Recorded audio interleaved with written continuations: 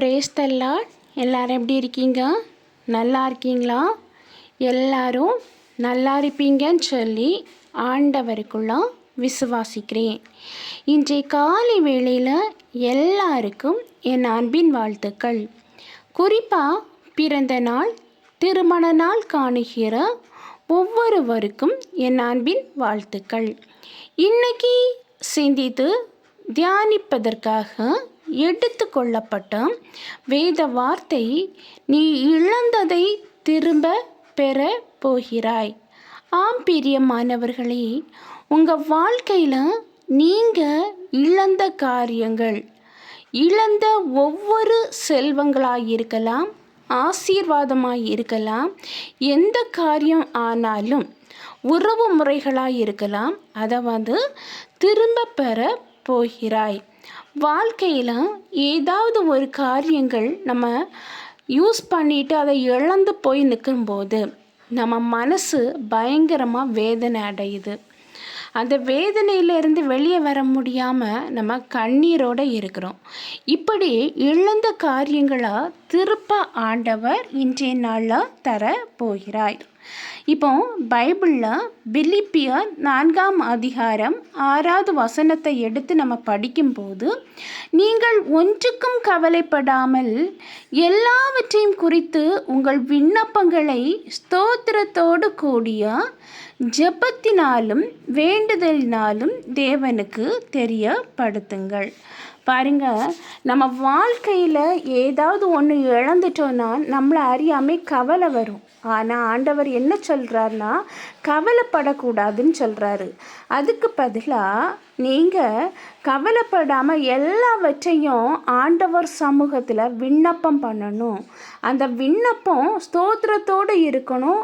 அந்த விண்ணப்பத்தோட ஜெபமும் வேண்டுதலும் தேவனுக்கு தெரியப்படுத்தணும்.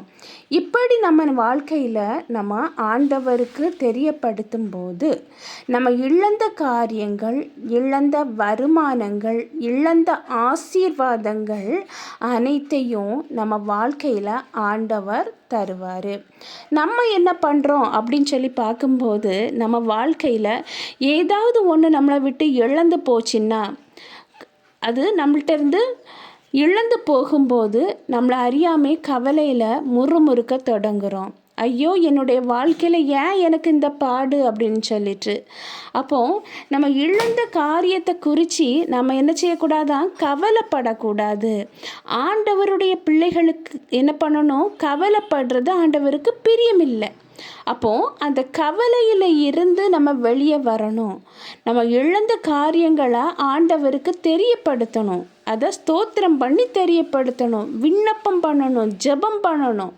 நம்ம இழந்துட்டோமே, இந்த காரியம் எனக்கு நடக்கலையே, நான் நினச்சேனே நடக்கும்னு சொல்லி நினச்சேனே, ஆனால் என்னுடைய வாழ்க்கையில் இந்த காரியங்கள்லாம் நடக்காமல் நான் கண்ணீரோடு இருக்கிறேனே, அப்படிலாம் நம்ம என்ன பண்ணுவோன்னா கவலைப்படுவோம். இப்படி கவலைப்படக்கூடாதுன்னு தான் ஆண்டவர் சொல்கிறாரு. கவலைப்படாமல் எல்லாத்தையும் ஆண்டவருக்கு தெரியப்படுத்தணும், விண்ணப்பம் பண்ணி தெரியப்படுத்தணும். அதுவோட விசுவாசத்தோட தெரியப்படுத்தணும். இதுதான் ஆண்டவருக்கு பிரியம். இப்போ நம்ம பைபிளில் பார்க்கும்போது யோபுவோட வாழ்க்கையை நீங்கள் யோசித்து பாருங்கள். நல்ல செல்வ சீமானாக இருந்த யோபு பிசாசுனால் சோதிக்கப்படுறாரு. ஆண்டவரும் அதுக்கு வழி கொடுக்குறாரு. ஆனால் அந்த சோதனையில் இழந்த, அதாவது ஆசீர்வாதமான இருந்த அந்த யோபு தன்னுடைய ஆசீர்வாதத்தை இழக்கிறாரு, செல்வங்களை இழக்கிறாரு, தன்னுடைய குழந்தைகளை இழக்கிறாரு. எல்லாத்தையும் இழந்து லாஸ்டில் என்ன ஆகுதுன்னா சரீரம் வியாதியில் நிறைஞ்சு காணப்படுது. பாருங்க, அவர் எல்லாத்தையும் இழந்தார். சொத்து, ஆசீர்வாதம், குழந்தை செல்வம் அத்தனை இழந்த போதும் ஆண்டவர் என்ன செய்யலை? ஆண்டவற்றை யோபு என்ன செய்யலை? ஆண்டவரை மறுதலிக்கலை. கர்த்தர் தந்தார், கர்த்தர் எடுத்தார்னு சொன்னார். ஆனால் அந்த யோபு தன்னுடைய சரீரத்தில் பருக்கள் நிறைஞ்சி இருந்த பிறகு வர அந்த சரீர வேதனையில் வர அந்த யோபு என்ன பண்ணலைன்னா ஆண்டவரை மறுதலிக்கலை. தன்னுடைய மனைவி சொல்கிறா, உனக்கு இவ்வளோ கஷ்டம் வந்துடுச்சே, ஆண்டவரை மறுதலி அப்படின்னு சொல்கிறா. ஆனாலும் அந்த யோபு ஆண்டவரை மறுதலிக்கிறதுக்கு பதிலாக என்ன பண்ணுறாருன்னா, ஆண்டவரை மகிமைப்படுத்துகிறாரு.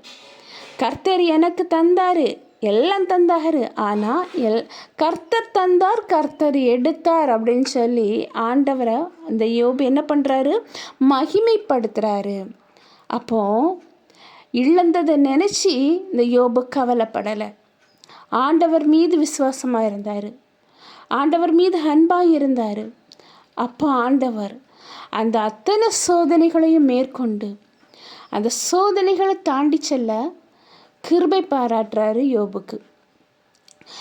அந்த கிருபை பாராட்டி அத்தனை சோதனைகளையும் ஆண்டவர் அந்த யோபுவை கடக்க செய்த பிறகு இரட்டத்தனையான ஆசீர்வாதத்தால் நிரப்புறாரு. யோபுவோட வாழ்க்கையில் கஷ்டங்கள் வந்த போதிலும் ஆண்டவரை மறுதலிக்காத ஒரே காரணத்துக்காகவும், ஆண்டவர் மீது விசுவாசம் கொண்டது நிமித்தமாகவும், அந்த சோதனைகளை எல்லாம் மகிழ்ச்சியோடு ஏற்றுக்கொண்டதுனால யோபு இரட்டத்தனையான ஆசீர்வாதங்களை பெற்று மிந்தி இருந்ததை காட்டிலும் ஆசீர்வதிக்கப்படுறாரு. அப்போ இழந்ததை ஆண்டவரால் திருப்பி தர முடியும், கண்டிப்பாக முடியும். யோபுவோட வாழ்க்கையில் அவன் இழந்து போன அத்தனை ஆசீர்வாதங்களையும் ஆண்டவர் கொடுத்தார் அல்லவா, பறிபோன அத்தனை செல்வங்களையும் திருப்பி கொடுத்தார் அல்லவா, அவருடைய சரீரத்தை வியாதியிலேருந்து மீட்டெடுத்தார் அல்லவா. உங்கள் வாழ்க்கையில் நீங்கள் இழந்து போன அந்த சுக வாழ்வை திருப்பி தர முடியாதா? இழந்து போன அந்த தைரியத்தை திருப்பி தர முடியாதா? இழந்து போன ஆசீர்வாதங்களை திருப்பி தர முடியாதா? மருத்துவரால் கைவிட்டப்பட்ட நிலைமையில் இருக்கிற உங்களுக்கு வியாதியை ஆண்டவரால் நீக்கி போட முடியும். ஏன்னா பருக்கள் நிறைஞ்சி இருந்த அந்த யோபுவோட சரீரத்தை ஆண்டவர் சரியாக்குனார் அல்லவா. உங்கள் வாழ்க்கையில் இருக்கிற அந்த வியாதியை சரியாக்க முடியாதா? கண்டிப்பாக முடியும். கண்டிப்பாக ஆண்டவர் உங்கள் வாழ்க்கையில் நீங்கள் இழந்து போய் இருக்கிற அந்த காரியத்தை திருப்பி தந்து உங்களை ஆசீர்வதிப்பார். அதுக்கு என்ன தேவை? விசுவாசம் தேவை. யோபுகிட்ட இருந்த அதே அன்பு தேவை. ஆண்டவர் மீது கொண்ட அன்பு, ஆண்டவர் மீது கொண்ட அந்த விசுவாசம், ஆண்டவர் மீது கொண்ட அந்த நம்பிக்கை நம்மக்கிட்டேயும் இருக்கணும். இப்படி நம்மக்கிட்ட இருக்கும்போது ஆண்டவர் நம்மளை என்ன பண்ணுவார்? இரட்டத்தனையான ஆசீர்வாதத்தால் ஆசீர்வதிப்பார்.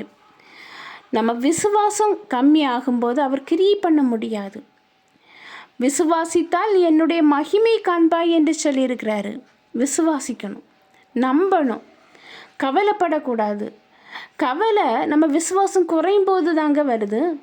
நீங்கள் விசுவாசித்து ஆண்டவர்கிட்ட உண்மையாக அன்போட நீங்கள் நம்பிக்கையோடு இருக்கும்போது நீங்கள் இழந்தது அனைத்தையும் ஆண்டவர் இன்னைக்கு திருப்பி தருவார். இப்போ ஒரு சின்ன ப்ரேயர் பண்ணலாமா? அன்பின் பரலோக தந்தையே, அப்பா, இந்த அருமையான வேலைக்காக நன்றி ஆண்டவரே. எத்தனை பேருக்கோ கிடைக்காத நல்ல ஒரு தருணத்தை எங்களுக்கு தந்தீங்கப்பா, அதற்காக நன்றி ஆண்டவரே. இப்பொழுதும் ஆண்டவரே என்னோடு கூட சேர்ந்து ஜெபிக்கிற ஒவ்வொருவரையும் கண்ணோக்கி பார்க்க வேண்டும் என்று ஜெபிக்கிறேன் ராஜா. அப்பா, அவங்க வாழ்க்கையில் இருக்கிற அப்பா கஷ்டங்கள், துயரங்கள், வேதனைகள் அனைத்தையும் நீங்கள் அறிஞ்சிருக்கீங்கப்பா. அவங்க இழந்த காரியம் என்ன அப்படின்னு சொல்லி உங்களுக்கு தெரியும் ஆண்டவரே. அந்த இழந்த காரியத்தில் ஒரு ஆசீர்வாதத்தை கொடுத்து அப்பா மறுபடியும் துளிர்க்க செய்ய வேண்டும் என்று ஜெபிக்கிறேன்ப்பா. அவங்க வாழ்க்கையில் நீங்கள் அற்புதம் செய்ய வேண்டும் என்று ஜெபிக்கிறேன். இழந்த காரியத்தை திருப்பி தர போவதற்காக நன்றி ஆண்டவரே. அதிசயம் செய்வதற்காக நன்றி, அற்புதம் செய்வதற்காக நன்றி அப்பா. ஒவ்வொருவரையும் தாழ்த்தி உம்முடைய கரத்திலே ஒப்படைக்கிறேன்.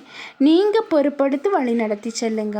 மீட்பர் இயேசுவின் மூலம் ஜெபம் கேளும் அன்பு நிறைந்த பரம தந்தையே, ஆமேன் ஆமேன். கர்த்தர் உங்கள் ஜெபத்தை கேட்டிருக்கிறாரு. நீங்கள் இழந்த காரியத்தை திருப்பி தர ஆண்டவர் கிருபை பாராட்டுவார். கர்த்தர் தாமே இவ்வார்த்தைகளை ஆசீர்வதிப்பாராக. ஆமேன் ஆமேன். ஹல்லேலூயா.